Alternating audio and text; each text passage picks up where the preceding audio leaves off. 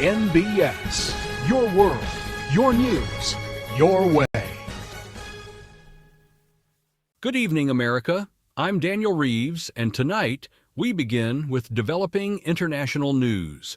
Reports continue to emerge of a viral outbreak across parts of Eastern Europe.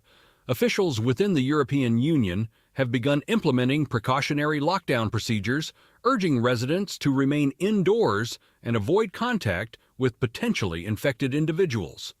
The virus, officially designated Solanum by the World Health Organization, is described as highly transmissible. Early symptoms appear consistent with severe flu-like conditions, as well as an increased aggression, agitation, confusion, and in rare cases, violent outbursts. Officials stress that these incidents are isolated and that lockdown measures are already being implemented. However, suspected Solanum outbreaks have been reported across Asia and possibly here in North America.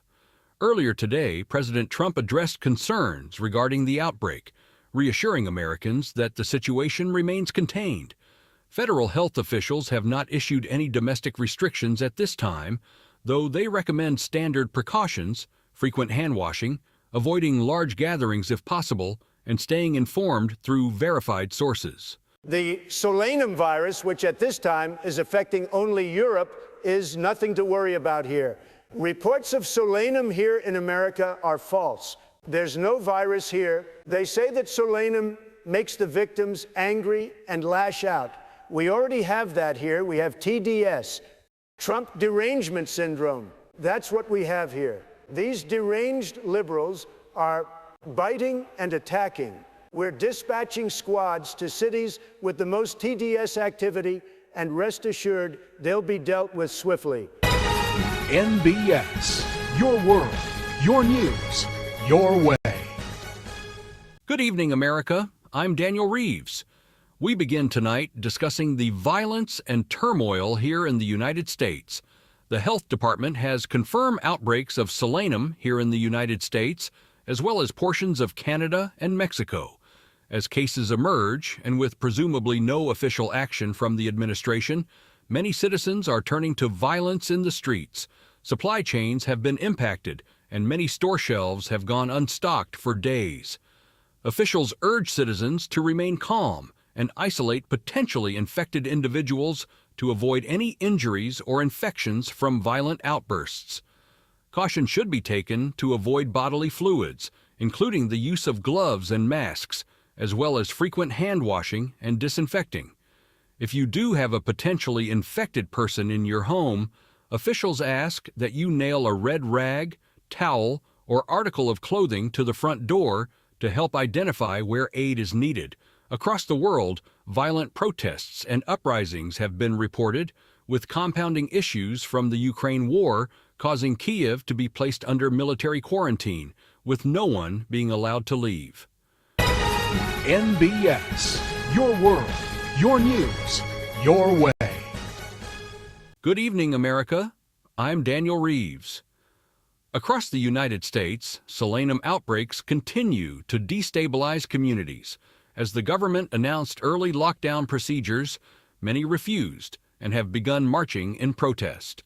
The death toll from violence and shootings has reached several thousand. In response, the president has authorized a Special Operations Military Response, or summer teams, to areas with highest infection rates and hostility. Summer teams are armed and are authorized for the highest level of authorization to ensure safety. Citizens are urged to stay home, carry multiple forms of identity, and cooperate with summer teams in all aspects. NBS, your world, your news, your way. America, good evening. I regret to report tonight that, while the rest of the world has implemented lockdown measures, the United States refuses to do so. To protect themselves, the world has voted to enact a military quarantine of North and Central America until such time as acceptable management protocols have been enacted. At home, the president has authorized martial law. Military bases across the world are ordered to remain in place to defend our soil abroad. Militia forces are being deputized, and the government has created a hotline to register as a county deputy marshal.